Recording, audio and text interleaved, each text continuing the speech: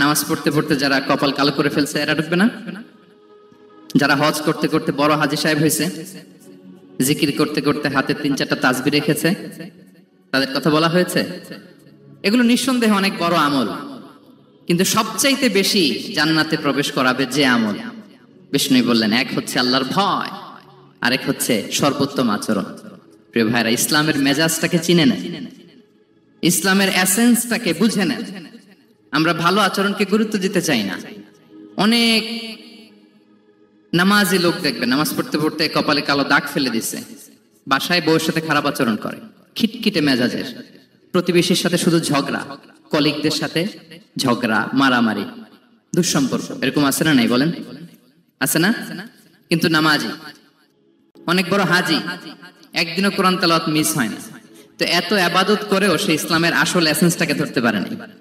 বিষ্ণু বললেন, সবচেয়ে বেশি জান্নাতে প্রবেশ করাবে যে দুটি আমল, একটি হচ্ছে তাকওয়াল্লাহ, আল্লাহর ভয়, আরেকটি হচ্ছে উত্তম আচরণ, সর্বোত্তম আচরণ।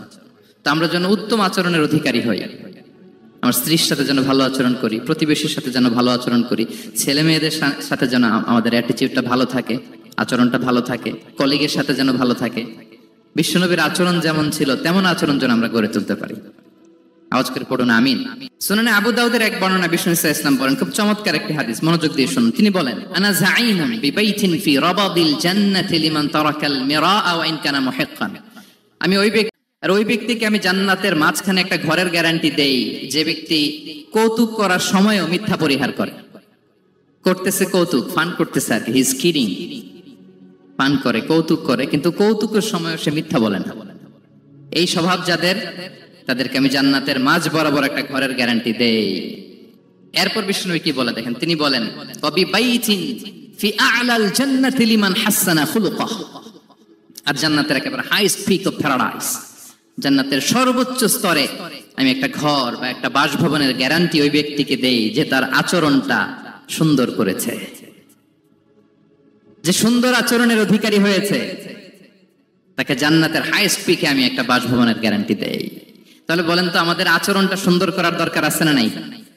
এটা খুব ছোটখাটো একটা আমল, তাই না? কথা বলেন। দক্ষিণ কোরিয়া প্রবাসী ভাইরা আওয়াজ করে বলেন, এটা কি ছোট আমল? দেখলে সালাম দিব, সুন্দরভাবে কথা বলবো, ভালো উইশ করব, হ্যাঁ, হিংসা, জিঘাংসা, অহংকার থেকে মুক্ত থাকবো, খিটখিটে মেজাজের হব না, অলওয়েজ স্মাইলিং ফেস থাকবে আমার, হৃদ্যতাপূর্ণ আচরণ। এই কাজটা কি ছোট আমল? আওয়াজ করে বলেন, এই আমলটা কি ছোট না বড়? প্রিয় ভাইরা, বিষ্ণু ইসলাম সবার সাথে এরকম মাধুর্যতাপূর্ণ আচরণ করতেন, ছোট থেকে বড়, নারী থেকে পুরুষ, বন্ধু থেকে শত্রু, সবার সাথে সুন্দর আচরণ করতেন। এবং তার এই চমৎকার আচরণে মুগ্ধ হয়ে তার অনেক শত্রু মুহূর্তে তার বন্ধুতে পরিণত হয়েছে। বিষ্ণু ইসলামের কাছে যখন কোনো শিশু নিয়ে আসা হতো, তিনি তাহনিক করতেন, হাদিসে এসেছে, সিরায় এসেছে। তাহনিক কি? খেজুর চিবিয়ে খেজুরের মিষ্টি রস লালা সহ বাচ্চার মুখে লাগিয়ে দিতেন। আলেমদের কাছে, অনেক আলেমদের কাছে আসে, আমার কাছে অনেকে এসেছে বাচ্চাদেরকে নিয়ে, তো আমরা এই সুন্নাহর উপর আমল হিসেবে খেজুর চিবিয়ে এর রসটা মুখে ঢুকিয়ে দিয়েছি। বারাকা, বিষ্ণু ইসলামের বারাকা নেওয়ার জন্য আসতো ছোট্ট বাচ্চাদেরকে নিয়ে। মদিনায় যখন সাহাবারা হিজরত করলেন মক্কা থেকে, মুসলিমদের ঘরে সন্তান সন্ততি নাই, বাচ্চা কাচ্চা হয় না। ইহুদিরা টিটকারি করে, এই তো মুসলমানদের সন্তান নাই। সর্বপ্রথম যেই সন্তান হয়েছে তিনি হচ্ছেন আয়েশা রাদিয়াল্লাহু তাআলা আনহার বড় বোন আসমা বিনতে আবু বকরের ঘর উজাড় করে এক সন্তান এসেছে, পুত্র সন্তান, নাম হচ্ছে আব্দুল্লাহ। কি নাম? আব্দুল্লাহ ইবনে জুবাইর। তো আসমা আব্দুল্লাহকে কোলে নিয়ে বিষ্ণুনবীর কাছে আসলেন। বিষ্ণুনবী খেজুর চিবিয়ে ওনার লালা মিশ্রিত রস খেজুর সহ মুখে লাগিয়ে দিলেন। তো আসমা সবসময় গর্ব করে বলতেন যে আমার সন্তানের পাকস্থলীতে সর্বপ্রথম যেটা ঢুকেছে এটা হচ্ছে বিষ্ণুনবীর লালা মিশ্রিত খেজুরের রস। আল্লাহু আকবার।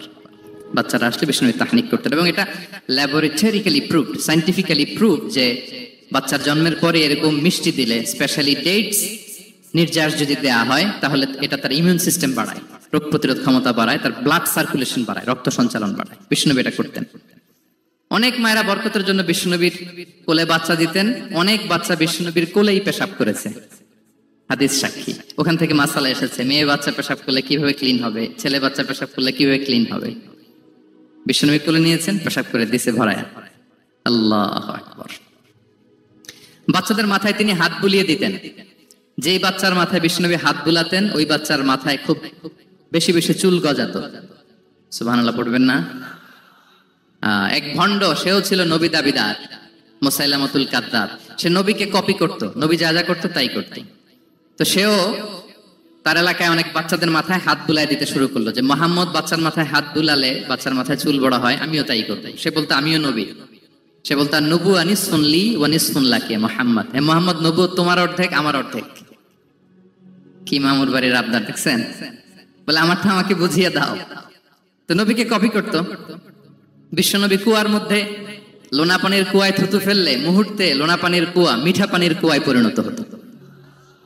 এই বদমাসটা যখন কপি করে থুতু মারছে ওদের এলাকার কুয়ায়, ওটা ছিল মিঠা পানি, ওটা মুহূর্তের মধ্যে লোনা পানির কুয়া হয়ে গেছে। তো বিশ্বনবীকে কপি করে সে তার এলাকার নবজাতক বাচ্চাদের মাথায় যখন হাত বুলিয়ে দিতে শুরু করলো, পরবর্তীতে দেখা গেল ওই বাচ্চাগুলো আজীবন ছিল টাক মাথা। চুল বাড়বে তো দূরের কথা, এদের মাথায় চুলই ওঠে নাই। আল্লাহু আকবার, মুজিজাতুন নবী। বিশ্বনবী মাথায় হাত বুলিয়ে দিতেন, বাচ্চাদেরকে চুমু খেতেন। আপনারা বাচ্চাদেরকে কোলে নেবেন, আদর করবেন, চুমু খাবেন, বিষ্ণুবীর সুন্নাহ এটা। বাচ্চাদের সালাম দিতেন। মাঝে মাঝে বাচ্চাদের সাথে মজা করতেন, তাদের সাথে খেলাধুলা করতেন। বাসায় সময় পেলে এটা করবেন, ছেলেমেয়েদেরকে নিয়ে খেলতে নেমে যাবেন। শুধু বাচ্চাদের সাথে ফান করতেন এমন না, ভুল দেখলে শুধরে দিতেন। এক ছোট্ট বাচ্চা কোলে বসে খাবারের প্লেট থেকে এখান থেকে ধরে ওখান থেকে ধরে, তাও বাঁ হাতে। বিষ্ণুবী বললেন, ইয়া গোলাম সাম্মিল্লাহ, বিসমিল্লাহ বলো। কুল বিয়ামিনি, বাঁ হাতে নয় ডান হাতে খাও। ওয়া কুল মিম্মা ইয়ালিক, আর এদিক সেদিক থেকে নয়, তোমার সামনে যেটা আছে ওইটা খাও। সুবহানাল্লাহ, শুধরে দিতেন। সাদাকার খেজুরের স্তূপ ছিল, যাকাতের খেজুর। হাসান রাদিয়াল্লাহু তাআলা আনহু, বিষ্ণু ইসলামের দৌহিত্র, ছোট্ট মানুষ, হাঁটতে হাঁটতে যে খেজুরের স্তূপের দিকে খেজুর নিয়ে খেলতে যায়, হঠাৎ একটা খেজুর খেতে আরম্ভ করলেন। বিষ্ণু বললেন, কিখ কিখ, থামো থামো, ওয়াক থু থু। আমরা যে বাংলা ওয়াক থু বলি, এটার আরবি হচ্ছে কিখ। এই নানা ভাই, রাখো রাখো রাখো। আলা তাআলাম ইন্না লা নাকুলুস সাদাকা, নানা ভাই তুমি জানো না আমরা হাশিমি খানদানের, আমরা সাদাকার মাল খেতে পারি না। আঙ্গুল ঢুকিয়ে মুখ থেকে খেজুর বের করে দিলেন। সুবহানাল্লাহ। এভাবে ছোট্ট বাচ্চাদের ভুলগুলো শুধরে দিতেন, কারেকশন করতেন। সুনানে নাসাইতে এসছে, কেন রাসূলুল্লাহ সাল্লাল্লাহু আলাইহি ওয়াসাল্লাম ইয়াজুরুল আনসার, তিনি যখন আনসারীদেরকে ভিজিট করতে যেতেন, ফায়ুসাল্লিমু আলা সিবিয়ানিহি, আনসারী বাচ্চাদেরকে সালাম দিতেন। আপনারা বাচ্চাদের সালাম দেন তো নাকি? নাকি বাচ্চাদের সালামের জন্য বসে থাকেন? অনেকে মনে করে যে আমি মুরব্বী হাজী সাহেব, 80 বছর বয়স, আমি তো শুধু সালাম পাবো, আমি দিব কেন? এরকম একটা ভুল ধারণা আছে না? সালাম শুধু ছোটরা দিবে, ব্যাপারটা কি এমন না। ছোটরা বড়দের দিবে, বড়রা ছোটদের দিবে, সবাই সবাইকে দিবে, ঠিক কিনা বলেন? ইনশাআল্লাহ বলেন সবাই। ওয়ায়ামসাহু বিরুসিহিম, বাচ্চাদের মাথায় হাত বুলিয়ে দিতেন। ওয়ায়াদউ লাহুম, তাদের জন্য দোয়া করতেন। তাহলে বিশ্বনবীর বাচ্চাদের সাথে আচরণ, ডিলিংস, ইন্টারঅ্যাকশন কেমন ছিল বুঝতে পেরেছেন? একবার এক নামাজে ওনার নাতিদেরকে নিয়ে হাজির হলেন, হাসান হুসাইন রাদিয়াল্লাহু আনহুমাকে নিয়ে। তো নামাজের এক সিজদায় বিশ্বনবী এমন লম্বা সময় সিজদায় পড়ে রইলেন, মাথা আর উঠান না। মুসল্লিরা তো অবাক, সাহাবারা ভাবলেন হায় রে, নবীজি অসুস্থ হয়ে গেলেন নাকি, অথবা ওহী নাজিল হলো নাকি। নামাজ শেষে সাহাবারা জিজ্ঞেস করলেন, ইয়া রাসূলুল্লাহ, আপনি কি অসুস্থ হয়েছেন নাকি ওহী নাজিল হচ্ছিল? এত লম্বা সিজদা দিতে তো কখন দেখি নাই। বিশ্বনবী বললেন, না না, কুল্লুন যালিকা লাম ইয়াকুন, কোনটাই না, বরং ওয়ালাকিন্না বিনি ইরতাহালানি, আমার নানা ভাই হাসান হুসাইন সিজদারত অবস্থায় আমার পিঠের উপরে উঠে বসেছিল। ফাকারিহতু আন উআজ্জিলাহু হাত্তা ইয়াকদিয়া হাজাতা, আমি উঠে গেলে তাদের ডিস্টার্ব হবে, এজন্য সিজদায় পড়েছিলাম। যতক্ষণ তাদের পিঠে উঠে খেলতে মনে চেয়েছে তারা খেলেছে, তারা নেমেছে, তারপরে সিজদা থেকে মাথা উঁচু করে দাঁড়িয়েছি। সুবহানাল্লাহি বিহামদিহি। কিন্তু আমরা কাঁধে নিয়ে খেলবো তো দূরের কথা, আমরা অনেকে বাচ্চাদেরকে মসজিদে দেখলেই রেগে যাই, আছে না নাই? অনেক মুরব্বীরা আছে মসজিদে বাচ্চা দেখতে পারে না, দেখবেন হ্যাঁ, খিটখিটে মেজাজের হয়ে যায়, রিঅ্যাক্ট করে। আলহামদুলিল্লাহ গত অনেক বছর ধরে বাংলাদেশে এটা নিয়ে আমরা কন্টিনিউয়াসলি বলেছি যে না, শিশুদেরকে আপনারা মসজিদে আসলে ধমক দিবেন না, ভুল করলে, আওয়াজ করলে, চিৎকার করলে তাদেরকে বকা দেওয়া যাবে? বলেন। আজকে যদিও বকা খেয়ে মসজিদ থেকে ফিরে যায়, আর কোনোদিন মসজিদের দিকে পা বাড়াবে? ও যাবে ক্লাবে, হ্যাঁ, ও যাবে গানের কনসার্টে, আর ফেরাতে পারবেন মসজিদে? আর আসবে না, খবরদার। আপনার একটা ধমকের কারণে মসজিদমুখী কোনো শিশু যেন অন্যদিকে না যায়, বুঝাবেন যে আব্বু এটা আমাদের ইবাদত গাহ, পবিত্র জায়গা, এখানে দুষ্টামি করতে হয় না, আওয়াজ করতে হয় না, আল্লাহ তোমাকে অনেক গুনাহ দিবে। গুনার ভয় দেখালে কিন্তু বাচ্চারা দুষ্টামি করে না, দেখবেন। ঠিক কিনা বলেন? এই সেন্সটা তাদের আছে, এভাবে বুঝাবেন। মুসনাদে আহমদ একটা হাদিস এসেছে, বিষ্ণু ইসলাম ওনার চাচাতো ভাইদেরকে নিয়ে দৌড় প্রতিযোগিতা করাতেন, লাইন ধরে দাঁড় করাতেন আর বলতেন, মান সাবাকা ইলাইয়া ফালাহু কাদা ওয়া কাদা, সবাই দাঁড়াও, দেখি কে কার আগে আমাকে দৌড়ে ধরতে পারে, যে ধরতে পারবে তাকে পুরস্কার দেব। আল্লাহু আকবার। এবং বিশ্বনবীর এই কথা শুনে সবাই দৌড়ে যে বিশ্বনবীর ঘাড়ের উপর উঠতো, বুকের উপর উঠতো, ঝাঁপিয়ে পড়তো, বিশ্বনবী সবাইকে ধরে আগলে নিতেন, প্রত্যেকের গালে চুমু খেতেন। পড়েন সুবহানাল্লাহ। এই ছিল শিশুদের প্রতি বিষ্ণু ইসলামের আচরণ। তো আমরা এরকম আচরণ করি কিনা? আমাদের আচরণটা আমাদের বাচ্চা, আমাদের আত্মীয় স্বজনের ছোট ছেলে মেয়ে, আমরা কোথাও শিশুদেরকে যদি দেখি, আমরা তাদের সাথে কিভাবে আচরণ করি, একটু মিলিয়ে নিন কার আচরণ কেমন, এরকম করেন কিনা। আমি আর জিজ্ঞেস করতে চাইলাম না, জাস্ট আস্ক ইউরসেলফ, নিজেকে জিজ্ঞেস করুন যে আমরা আমাদের বাচ্চাদের সাথে এরকম আচরণ করি কিনা। সাহাবারা তো সবচাইতে বেশি বিশ্বনবীর সঙ্গ পেয়েছেন, তাই না? তাদের সাথে কেমন আচরণ ছিল? যে আয়াতটি দিয়ে আমি শুরু করেছি, আল্লাহ বলেছেন, ফাবিমা রাহমাতিম মিনাল্লাহি লিনতা লাহুম ওয়ালাউ কুনতা ফাযযান গালিযাল কলবি লানফাদ্দু মিন হাওলিক। সাহাবারা বিশ্বনবীর এত ভালোবাসা পেয়েছেন, এত সুন্দর আচরণ পেয়েছেন, তারা বিশ্বনবীকে সব সময় আগলে রাখতে চাইতেন, ঘিরে থাকতে চাইতেন, তার সঙ্গ ছাড়তে চাইতেন না। পড়েন সুবহানাল্লাহ। বাসায় ভাল লাগে না, বিশ্বনবীর কাছে চলে যেতেন। ওয়াইফের সাথে মনোমালিন্য, নবীর দরবারে চলে যেতেন। এমনকি কোন সাহাবীর পেটে যদি ক্ষুধা লাগতো, ঘরে খাবার না থাকতো, তারা বিশ্বনবীর কাছে চলে যেতেন। তারা বলতেন, নবীর চেহারার দিকে তাকিয়ে থাকলেই আমাদের ক্ষুধা মিটে যেত। আগলে রাখতেন সবসময় বিষ্ণু ইসলামকে। আর সবসময় বিষ্ণু ইসলাম একটা স্মাইলিং ফেস নিয়ে তাদের সাথে কথা বলতেন, মুচকি হাসবেন। বিষ্ণু বলেন, তাবাসসুমুকা ফি ওয়াজহি আখিকা সাদাকা, you smile to your brother, it's a charity. তোমার ভাইয়ের দিকে তাকিয়ে তুমি যে মুচকি হাসো, এটা সাদাকা দেওয়ার সওয়াব কামিয়ে ফেলো তুমি। এবং সাহাবারা বলতেন, মা রাআইতু আহাদান আকসারা তাবাসসুমান মিন রাসূলিল্লাহ সাল্লাল্লাহু আলাইহি ওয়াসাল্লাম। বিশ্বনবীর চাইতে বেশি কাউকে আমরা কোনোদিন মুচকি হাসি দিতে দেখিনি। মুচকি হাসেন তো আপনারা? মুচকি হাসবেন, হাসলে যদি সাদাকার সওয়াব হয়, তো আমরা মুখ গোমরা করে রাখবো কেন? দেখবেন, যিনি মুচকি হাসে তাকে সবাই পছন্দ করে, আর যিনি গোমরা মুখ থাকে তার দেখতে ভালো লাগে। আমার ভালো লাগে না, আপনাদের লাগে? হাসি কিন্তু সংক্রামক, ইতিবাচক ভাবে সংক্রামক। আপনি হাসলে দেখবেন হেসে হেসে কথা বলে, যার সাথে বলতেছেন তারও একটা হাসি। আপনি গোমরা মুখ থাকলে ওই ব্যক্তিও গোমরা মুখ, ঠিক কিনা বলেন? এবং মুচকি হাসলে স্বাস্থ্য ভালো থাকে, মানসিক স্বাস্থ্যের সাথে এটা সম্পর্ক আছে। দেখেন বিষ্ণু ইসলাম কেমন কনসিডারেট ছিলেন। বিশ্বনবী যদি কারোর সাথে মুসাফা করতেন, ভাই হাত মিলান তো, এই যে ওই লোক হাত সরানোর আগে বিশ্বনবী হাত সরাতেন না। যখন উনি হাতটা টান দিতেন, তখন নবী হাত টান দিতেন। কারোর সাথে কথা বলার সময় এইভাবে আর চোখে তাকাতেন না, এইভাবে না। কথা বলতে হইলে ঘুরে তার দিকে হয়ে তাকে সম্মান দিয়ে, রেসপেক্ট দিয়ে কথা শুরু করতেন। কেউ কোনো গুরুত্বপূর্ণ কথা কানে কানে বলতে চাইলে তিনি কথা শেষ না হওয়া পর্যন্ত মাথা সরাতেন না। সুবহানাল্লাহ, আস্তে বলেন। আল্লাহু আকবার, আল্লাহু আকবার। একটু মিলিয়ে নেই, আসলে কি আমরা পারি এত চমৎকার আচরণ উপহার দিতে? কতটা কনসিডারেট ছিলেন দেখেন। এক বেদুইন, অক্ষর জ্ঞানহীন মানুষ, সভ্যতার ছোঁয়া তার মধ্যে লাগেনি। সে মসজিদে নববীতে ঢুকে একবার মসজিদে নববীর মাঝখানে পেশাব করা শুরু করলেন। কি করা শুরু করলেন? কোথায়? টয়লেটে? কোথায়? ইসলামের সবচাইতে দ্বিতীয় সবচাইতে পবিত্র জায়গা, বিশ্বনবীর মসজিদের মাঝখানে। সাহাবারা তাকে মারতে উদ্ধত হলেন। বিশ্বনবী বললেন, দাও, থামো থামো, এই থামো থামো। কারণ প্রস্রাব করার সময়, টয়লেট করার সময় হুট করে কাউকে ধমক দেওয়া যায় না, ডাকা যায় না, দরজায় বড় নক করা যায় না, করলে তার ক্ষতি হতে পারে, এটা করবেন না। বিষ্ণু বললেন, দাও ওয়া হারিকু আলা বাউলিহি সাজলান মিন মা, এই রাখো রাখো, বেচারাকে পেশাব করতে দাও, করতে দাও, করতে দাও, পেশাব করতে দাও। সে পেশাব শেষ করলো। বিষ্ণু বললেন, এক বালতি পানি ঢেলে দাও। এই এক বালতি পানি বালুতে মিশে জায়গাটা পরিষ্কার হয়ে যাবে। এরপর বিষ্ণু ইসলাম বললেন, ফাইন্নামা বুইসতুম মুয়াসসিরিন ওয়া লাম তুবআসু মুআসসিরিন, তোমরা এত কঠোর হচ্ছ কেন? আল্লাহ তো তোমাদেরকে কঠোর করে পৃথিবীতে পাঠাননি, সহজপন্থী করে আল্লাহ তাআলা আমার এই উম্মতকে পৃথিবীতে পাঠিয়েছে। পড়েন সুবহানাল্লাহ।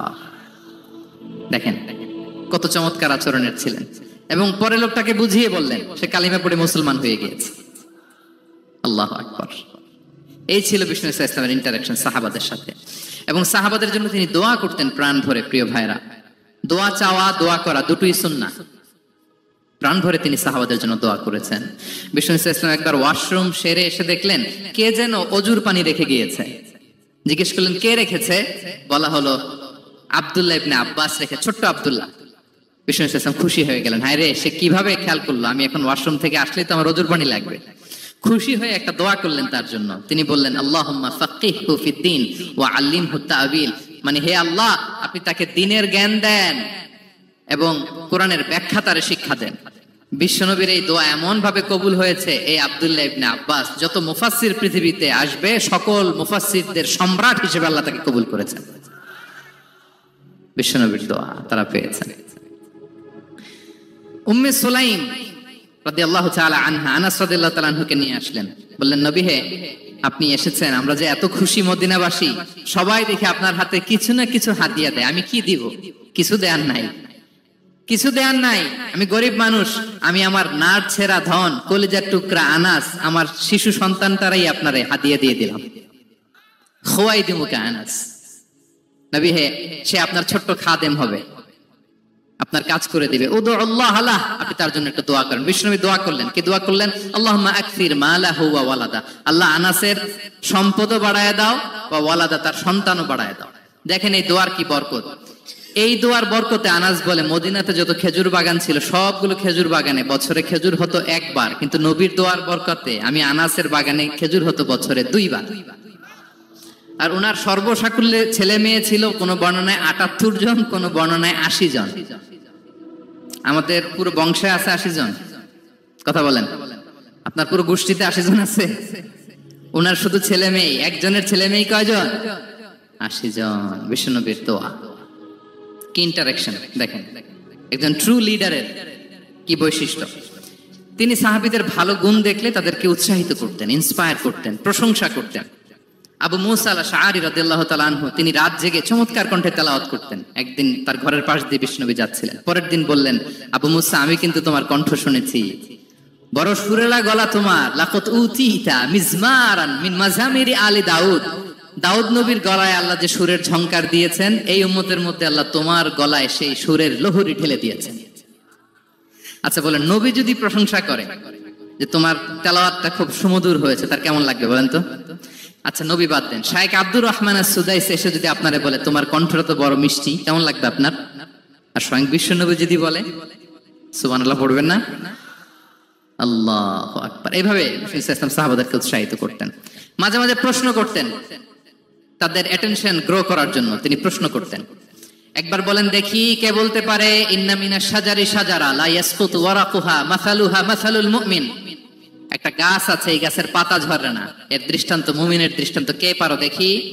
কোন সাহাবী পারে না, কারণ তারা ভাবতেছিল দূরের ওই সিরিয়ার কোন গাছ হবে, অমুক জায়গার মরুভূমির গাছ হবে, ঘরের পাশে যে খেজুর গাছ ওইটা আর কেউ ভাবে না।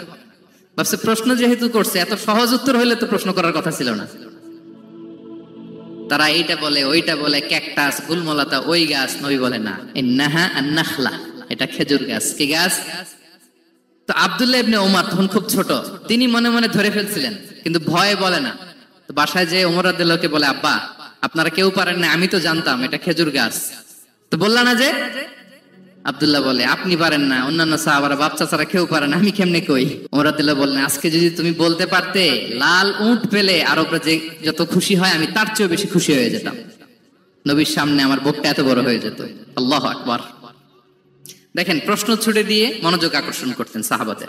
রসিকতা করতেন মাঝে মাঝে, রসিকতা। এক সাহাবী বলেন, ইয়া রাসূলুল্লাহ, আমার চলতে বড্ড কষ্ট হয়, আপনি যদি দয়া করে আমাকে একটা উট দিতেন, তাহলে আমি রাইড নিতাম এটার উপরে, এটা দিয়ে চলতাম, সফরের কষ্ট কমে যেত। বিষ্ণু বলেন, যাও ঠিক আছে, তোমাকে একটা উটের বাচ্চা দিব। কি দিব? সাহাবী বলেন, ইয়া রাসূলুল্লাহ, আমি চাইলাম কি আর আপনি বললেন কি?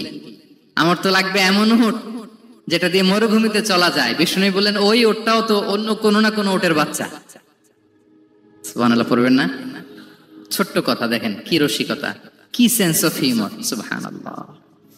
সাহাবীদের সাথে এক কাতারে মিশে কাজ করতেন, নিজ হাতে সাহাবীদের সাথে মিশে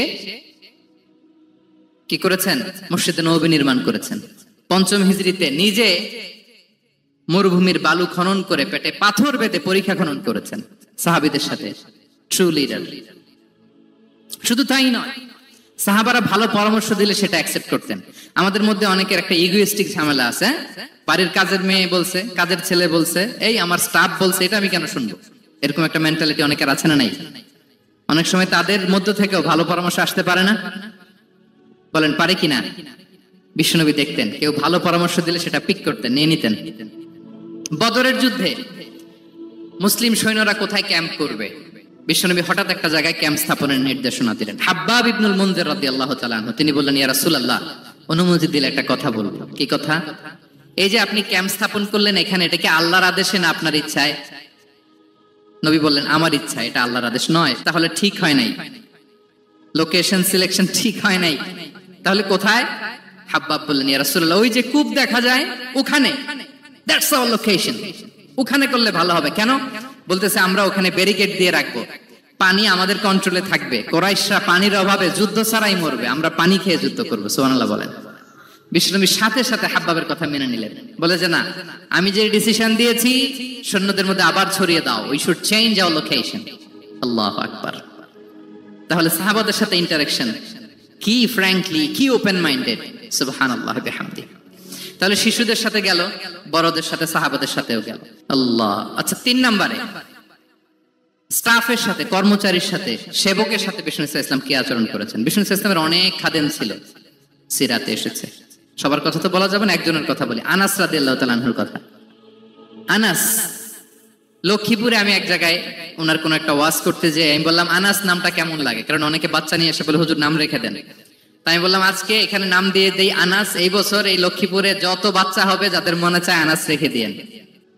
3-4 বছর পরে শুনি আনাস দিয়ে লক্ষ্মীপুর ভরে গেছে। অনেকে আমাকে জানাইছে ছেলের নাম কি আনাস।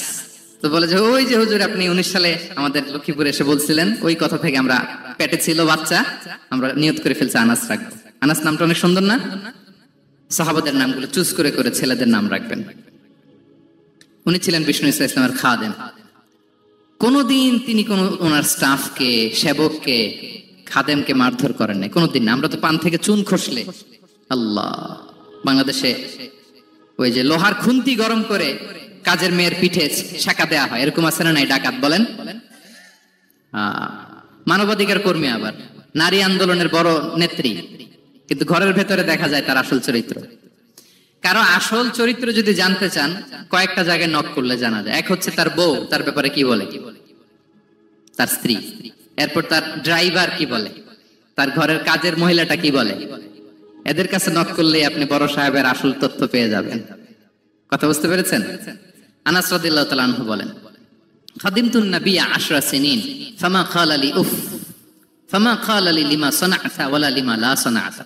আমি 1 বছর 2 বছর নয়, 10 বছর বিশ্বনবীর খাদেম ছিলাম। আওয়াজ করে বলেন তো কয় বছর?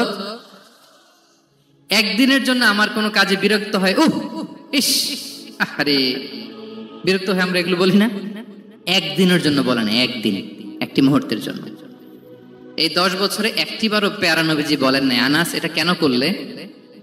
একবারের জন্য বলে নাই, আনাস এটা করলে না কেন? একবারের জন্য তিনি বলেন।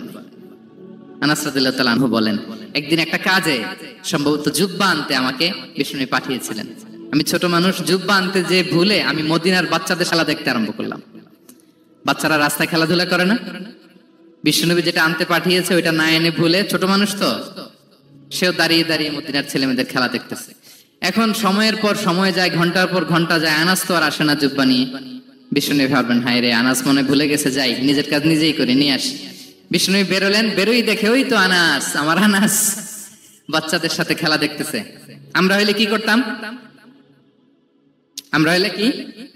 মায়ের, ওই যে ডাইরেক্ট মায়ের। আল্লাহ, আজকে তোর একদিন কি আমার একদিন না? বিষ্ণু গেলেন, তিনিও বাচ্চাদের সাথে খেলা দেখতে শুরু করলেন, কিছুই বললেন না, শুধু আলতো হাতে আনাসের পিঠে হাত রাখলেন, ঘাড়ে আলতো হাতে। বিষ্ণুবীর হাতটা রেশমের চেয়েও সফট ছিল। হাত রাখলেন, হাত রাখাতে আনাস রাদিয়াল্লাহু তাআলা আনহু ফানাযারতু ইলাই, তিনি বললেন আমি পিছনের দিকে তাকালাম। বিশ্বনবীর দিকে আমি তাকালাম, হঠাৎ করে দেখলাম যে বিশ্বনবী। তাকানোর পর পর আমি ভয় পেয়ে গেলাম, কিন্তু বিষ্ণু ইসলাম ধমক দেয় নাই, কিরে আনাস তুই এখানে, এটাও বলে নাই। তাকালাম, ওয়াহুয়া ইয়াদহাক, তিনি একটা মুচকি হাসি দিলেন। বললেন, আনাস তোমাকে না কাজে পাঠিয়েছিলাম, এখানে কেন? আনাস বলে, ইয়া রাসূলুল্লাহ ক্ষমা করে দেন, আমি যাচ্ছি। আনাস বলে, বিশ্বনবীর সেদিনের মুচকি হাসির শাসন মরার আগের দিন পর্যন্ত আমার এই সোজা রাস্তায় রেখেছে। ভাইরা আমার, শাসন করতে জানলে পিট্টি দেয়া লাগে না, ধমক দেয়া লাগে না, মার দেয়া লাগে না। শাসন করতে জানলে একটা মুচকি হাসি দিয়ে শাসন করা যায়। এবার জানবো স্ত্রীর সাথে আচরণ। স্ত্রী যার সাথে আমার সম্পর্ক খুবই গভীর, খুবই মজবুত, তার সাথে কেমন আচরণ ছিল। সিরাতে অনেক কথা এসেছে, আমাদের সময় নেই, সংক্ষেপে বলি। স্ত্রীদের তিনি আগে সালাম দিতেন, মসজিদ থেকে ঘরে পৌঁছে দিতেন, ঘরের কাজে সহযোগিতা করতেন, ওঠে ওঠার সময় হেল্প করতেন, মাঝে মাঝে স্ত্রীদের পরামর্শও নিতেন। আপনারা এগুলো করেন তো? করেন? এই যে আওয়াজ নাই, পেছনে কিন্তু ভাবিরা বসে আছে সবাই। উল্টা পাল্টা বললে এখানে উইটনেস আছে, খবর আছে আজকে। এগুলো করেন? করেন? হ্যাঁ, করতে হবে, করতে হবে। বিষ্ণু ইসলাম নিজ হাতে ঘরে উটের দুধ দহন করতেন, রুটি সেকা দিতেন, কাপড় সেলাই করতেন, এই কাজগুলো করতেন। এবং আম্মা জান আয়েশা রাদিয়াল্লাহু তাআলা আনহাকে এত ভালোবাসতেন, তিনি বলেন,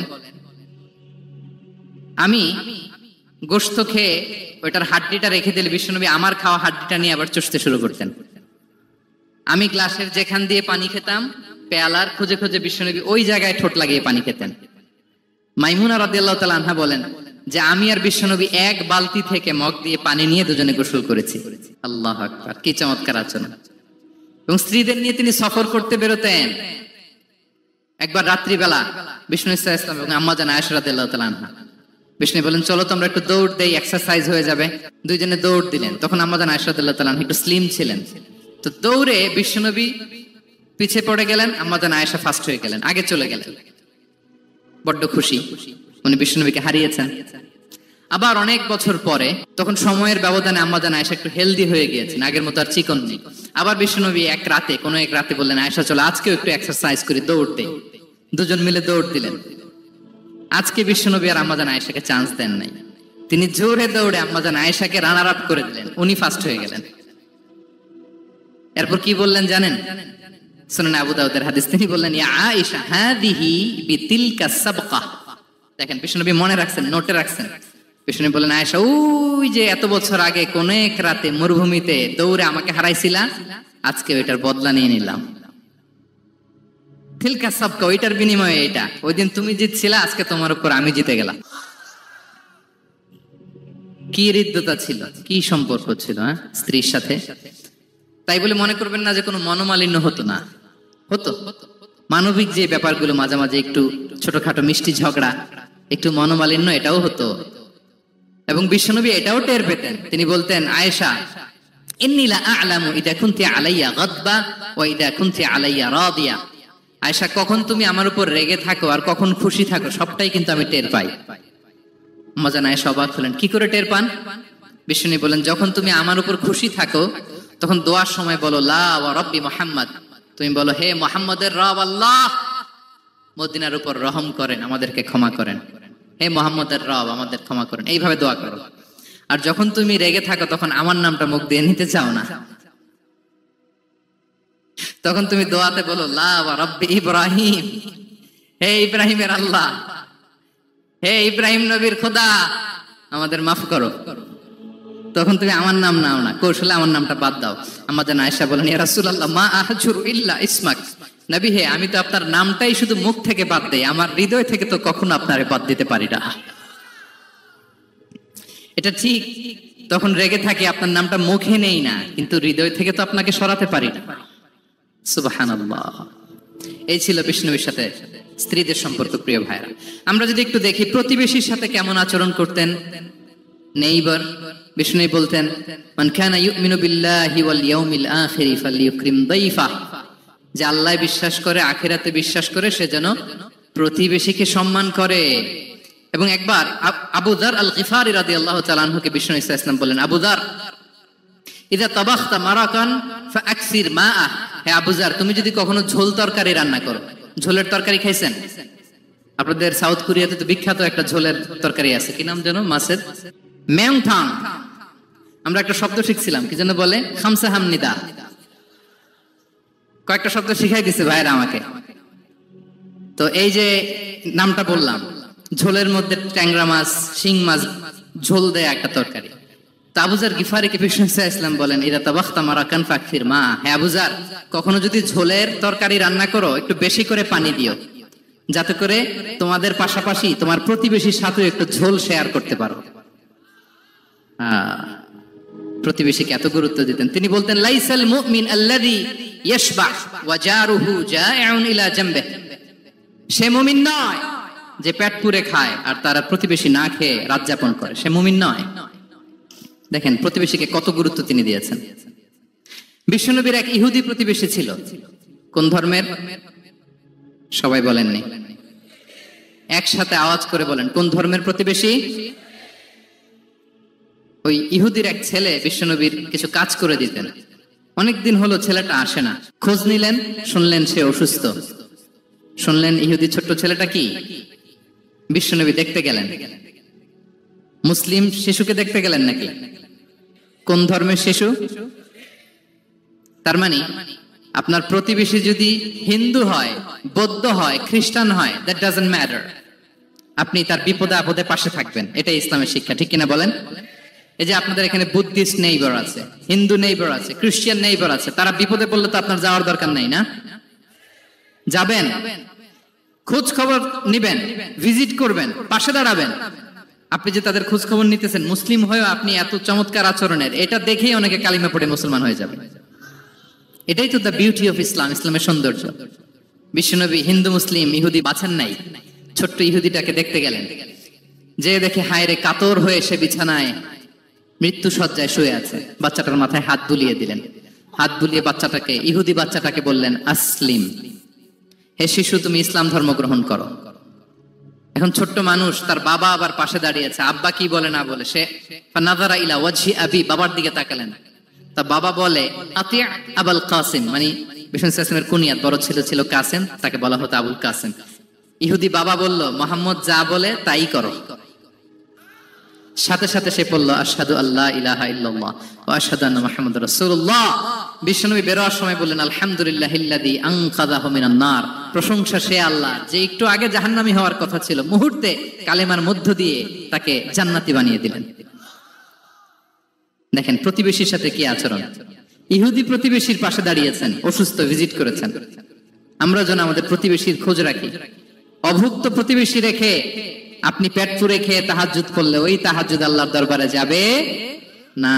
খবরদার, খবরদার, আমরা যেন প্রতিবেশীর সাথে সুসম্পর্ক রাখি। বদরের যুদ্ধে 70 জন বন্দী হয়ে আসলো। বিশ্বনবী 70 জনকে সাহাবাদের মধ্যে ভাগ করে দিলেন, বললেন, তোমরা খারাপটা খাবে, বন্দীদেরকে ভালোটা খাওয়াবে। কি নমুনা স্থাপন করেছে ইসলাম। সুমামা ইবনে উসাল রাদিয়াল্লাহু তাআলা আনহু নামে এক যুদ্ধবন্দীর ছোট্ট ঘটনা বলে আমি পয়েন্টটা শেষ করছি। ইয়ামামার বড় লিডার ছিলেন, যুদ্ধবন্দী হয়ে মদিনায় আসলেন। নাম সুমামা ইবনে উসাল রাদিয়াল্লাহু তাআলা আনহু। তখন মুশরিক ছিলেন, যুদ্ধবন্দী হিসেবে আনা হলো। তাকে মসজিদে নববীর পিলারের সাথে রশি দিয়ে বাঁধা হলো। বিষ্ণু বললেন, সুমামা, কি অবস্থা তোমার, কেমন লাগে, তোমার সাথে কেমন আচরণ করা হবে বলো? বললেন, মুহাম্মদ, তুমি চাইলে মারতেও পারো, বাঁচিয়েও রাখতে পারো। বিষ্ণু বললেন, সুমামা, এ দুনিয়াটাই শেষ নয়, আখিরাতে বিশাল এক জগৎ পড়ে আছে। তুমি যদি শাহাদা বাক্য পড়ো, আমাদের ভাই হয়ে যাবা। তোমার সেফটি সিকিউরিটির দায়িত্ব আমাদের, আমরা তোমরা সবাই মিলে এক। তারপর একে একে বিশ্বনবী তার সাথে ইসলামের সৌন্দর্যগুলো তুলে ধরলেন। সালাত কি, যাকাত কি, এগুলো বুঝালেন। বাড়িতে যেয়ে বললেন, সবচেয়ে ভালো খাবার রান্না করো। একজনকে দিয়ে মসজিদে পাঠালেন। যুদ্ধবন্দীর সাথে কি আচরণ দেখছেন। এরপরের দিন বিশ্বনবী আবার তাকে ইসলামের দাওয়াত দিলেন।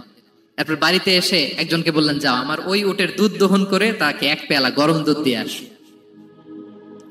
আমরা জামাইকেও তো এরকম সমাদর করি না, কি বলেন? তৃতীয় দিন বিশ্বনবী আবার খাবার নিয়ে গেলেন, আবার ইসলামকে তুলে ধরলেন।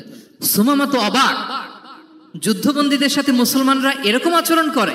3 দিন ধরে লাগাতার যখন ইসলামকে প্রেজেন্টেশন শেষ, বিষ্ণু বললেন যাও এবার সুমামা ইবনে উসালের রশিটা খুলে তাকে ছেড়ে দাও।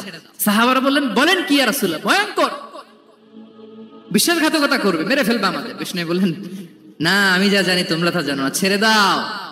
সুমামাকে ছেড়ে দেয়া হলো। সুমামা বের হলেন মসজিদ থেকে, ফিরে তার ভূখণ্ড, তার এলাকা ইয়ামামাতে তিনি গেলেন না। মদিনার মসজিদে নবীর পাশে খেজুর বাগানের পাশে তিনি অজু করলেন, গোসল করলেন, অজু করলেন। এরপর ফিরে এসে বিশ্বনবীর সামনে দাঁড়িয়ে বললেন আশহাদু আল্লা ইলাহা ইল্লাল্লাহ ওয়া আশহাদু আন্না মুহাম্মাদান আবদুহু ওয়া রাসূলুহু। আমি সাক্ষ্য দিচ্ছি আল্লাহ ছাড়া কোনো ইলাহ নেই, আপনি আল্লাহর প্রেরিত রাসূল। হে মুহাম্মদ, আপনার চাইতে নিকৃষ্ট মানুষ আমার কাছে কেউ ছিল না, কিন্তু এখন থেকে আপনার চাইতে কোনো প্রিয় মানুষ আমার জীবনে নেই। ইসলামের চাইতে নিকৃষ্ট কোনো ধর্ম আমার জানা ছিল না, আজ থেকে ইসলামের চাইতে প্রিয় ধর্ম আমার কাছে নেই। মদিনার চেয়ে নিকৃষ্ট কোনো শহর আমার কাছে ছিল না, সবচেয়ে অপছন্দের শহর, আজ থেকে মদিনার চেয়ে প্রিয় শহর আমার কাছে নেই। দিস ইজ ইসলাম। বিশ্বনবী বললেন হে নবী, আপনি আমাকে উমরার অনুমতি দিন। তিনি উমরা করতে গেলেন। বিষ্ণু তাকে তালবিয়া শিখিয়ে দিলেন। এই প্রথম কেউ মুসলিম সুমামা ইবনে উসাল, উনি প্রথম মুসলিমদের মধ্যে উমরা করেছেন তালবিয়া পড়তে পড়তে, লাব্বাইক আল্লাহুম্মা লাব্বাইক পড়তে পড়তে। উমরা করার শেষে ইয়ামামা থেকে গম আসতো মক্কায়, ওই গম পিষে রুটি বানিয়ে মক্কাবাসী খেয়ে বেঁচে থাকতো। উনি ঘোষণা দিলেন মুহাম্মাদের অনুমতি ছাড়া ইয়ামামার একটি গমের দানা আজ থেকে মক্কায় পৌঁছবে না। সুবহানাল্লাহ পড়বেন না? এই যে আমেরিকা যে ইকোনমিক স্যাংশন দেয়, এটা শিখছে সুমামা উমামা ইবনে উসাল রাদিয়াল্লাহু তাআলা আনহুর কাছ থেকে। আল্লাহু আকবার। তিনি বললেন একটা গমের দানা পচবে না, ওনারা আর রুটি খেতে পারে না। গমের দাম বেড়ে গেল। বিষ্ণুর কাছে চিঠি লিখে পাঠালেন, হে মুহাম্মদ, তুমি যদি উমামারে না বলো আমরা না খেয়ে মরবো। পরে বিশ্বনবীর হস্তক্ষেপের মধ্য দিয়ে আবার ইয়ামামা থেকে গম আসা শুরু হয়েছে। সুবহানাল্লাহ পড়ে। প্রিয় ভাইরা, তাহলে বন্দীদের সাথে, যুদ্ধবন্দীদের সাথে বিশ্বনবীর আচরণ কেমন ছিল টের পেয়েছেন? ভিক্ষুকের সাথে কি আচরণ? বিশ্বনবী কখনো না বলতে পারতেন না। কেউ হাত পাতলে কি বলতে পারতেন না? পারতেন না। এক ভিক্ষুক এসে বলে এই মুহাম্মদ দাও, তোমার কাছে কি আছে দাও। নবী তখন চাদর পরা ছিলেন। চাদর ধরে এমন জোরে টান দিছেন বিশ্বনবীর ঘাড়ের চামড়া এখানে ছিঁড়ে গেছে, চামড়ায় দাগ পড়ে গেছে। বিশ্বনবী তার দিকে তাকিয়ে ওই যে মুচকি হাসির ম্যাজিক, আবার মুচকি হাসি, মুচকি হাসি দিয়ে বললেন যাও তাকে কিছু দিয়ে দাও। সুবহানাল্লাহ পড়বেন না? আচ্ছা, ভিক্ষা করতে আইসা যদি আপনার জুব্বা ধরে টান মারে, জামার কলার ধরে টান মারে, এই দে, কি করবেন বলেন? ওই যে মায়ের, মানে ডানে ভাই আর কোনো সলিউশন নাই, খালি মায়ের, আইজো মায়ের খাইলো মায়ের। দেখেন, ভিক্ষা করতে এসে জামা ধরে টান দিয়ে ঘাড়ের চামড়ায় এখানে দাগ ফেলে দিয়েছে, কিন্তু বিশ্বনবী হাসি দিয়ে সলিউশন করলেন। সুবহানাল্লাহ পড়ে। শত্রুদের সাথে তিনি কেমন আচরণ করেছেন? আল্লাহ আল্লাহ আল্লাহ আল্লাহ। তায়েফের ময়দানে রক্তাক্ত হয়েছে, রক্তাক্ত। পাহাড় রক্ষী ফেরেশতারা বলে নবী আপনাকে রক্তাক্ত করেছে? তায়েফে কেন গেছিলেন বিশ্বনবী? জমির বায়না করতে না? তায়েফে জমি কিনতে গেছিল না? তায়েফবাসীকে জাহান্নামের আগুন থেকে বাঁচাতে রক্তাক্ত করা হয়েছে। পাহাড় রক্ষী ফেরেশতারা বললেন নবী একটা আদেশ দেন, দুই দিক থেকে চাপা মেরে পুরো তায়েফবাসীকে মাটির সাথে মিশিয়ে ফেলবে, মাটির সাথে মিশে যাবে। বিশ্বনবী বললেন না না, তারা হয়তো ঈমান আনে নাই, তাদের ভবিষ্যৎ প্রজন্মের কেউ না কেউ লা ইলাহা পড়বে, কেউ না কেউ লা ইলাহা জপবে। তাই হয়েছে। তায়েফে যদি যান, আল্লাহু আকবার, মসজিদ আর মসজিদ, শান্তি আর শান্তি। আল্লাহু আকবার। উহুদের ময়দানে দাঁত শহীদ হয়েছে, রক্তাক্ত হয়েছে, হেলমেট ভেঙে কপালে পাথর ঢুকেছে। ফেরেশতারা বললেন আদেশ দেন উহুদ পাহাড় তাদের ঘাড়ের উপরে বসিয়ে। বিষ্ণু বললেন না, বিষ্ণু বললেন না, আল্লাহুম্মা হদি কওমি ফাইন্নাহুম লা ইয়ালামুন। আল্লাহ আমার কওমকে ক্ষমা করে দেন, ওরা বুঝে নাই। দেখেন, শুধু ক্ষমাই চান নাই যে আল্লাহ ওদেরকে মাফ করে দেন, ওদের হয়ে কৈফিয়ত দিয়েছেন আল্লাহকে, এক্সকিউজ দিয়েছেন। আল্লাহ কেন কেন ক্ষমা করবেন? কারণ ওরা বুঝে নাই। এক্সকিউজ দিয়েছেন, তাদের হয়ে কৈফিয়ত দিয়েছেন। এই ছিল শত্রুদের সাথে বিশ্বনবীর আচরণ। যুদ্ধের ময়দানে ঘোষণা দিতেন খবরদার ওদের নারীদের গায়ে হাত দিবে না, শিশুদের গায়ে হাত দিবে না, গবাদি পশু মারবে না, কোন পাদ্রীর গায়ে হাত দিবে না। গোটা বিশ্বের কেউ, কোন যুদ্ধের সেনাপতি যুদ্ধের ময়দানে এমন মানবতা দেখাতে পারে না। চিল্লায় বলেন ঠিক কিনা? অষ্টম হিজরিতে মক্কা বিজয়ের দিন থারথার করে কাঁপছিল কুরাইশরা যে আজকে তো আমাদেরকে ক্যাপিটাল পানিশমেন্ট দিবে, ডেথ পেনাল্টি দিবে। বিশ্বনবী বললেন, না, লা তাসরিবা আলাইকুমুল ইয়াউম ইযহাবু ফাআনতুমুত তালাকা। 4-5 জনকে তিনি শাস্তি দিয়েছেন, গণহারে শত শত হাজার হাজার পরিবারকে তিনি ক্ষমা করে দিয়েছেন। বললেন, তোমরা আমার ভাই, ভাই ভাইয়ের সাথে যেরকম আচরণ করবে, ইউসুফ তার ভাইদের সাথে যা করেছে আমি তাই করব, আমি ক্ষমা করে দিলাম। আল্লাহু আকবার। এ ছিল শত্রুদের সাথে আচরণ। শেষ কথা বলি, শেষ কথা হচ্ছে প্রাণীর সাথে বিশ্বনবীর কেমন আচরণ ছিল।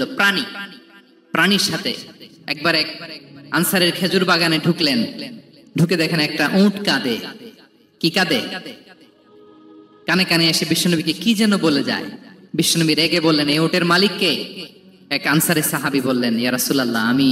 বিশ্বনবী বললেন, তোমার কি ভয় হয় না আল্লাহর? কলিজার মধ্যে আল্লাহর ভয় নাই? আল্লাহ তাআলা দয়া করে উটের মালিক তোমাকে বানিয়েছে, উট কানে কানে এসে আমাকে বলেছে তুমি তাকে কয়দিন ধরে খাবার দাও নাই, আর তাকে দিয়ে কাজ করিয়েছে অনবরত। খবরদার, কিয়ামতের দিন আল্লাহ তাআলা জালিমের কাতারে তোমাকে দাঁড় করাবে। প্রাণীর জন্য বিষ্ণু ইসা ইসলাম কত দয়াদ্র ছিলেন। জবাই করার সময় বিষ্ণু বলতেন, ইহসানের সাথে জবাই করো, ছুরি ধারালো করে রাখো।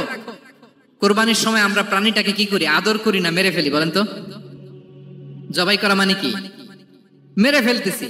বিষ্ণু বলেন, ইদা কাতালতুম ফাহসিনুল কিতলা, মারবা ঠিক আছে কিন্তু মন মতো না, ইহসানের সাথে কতল করো।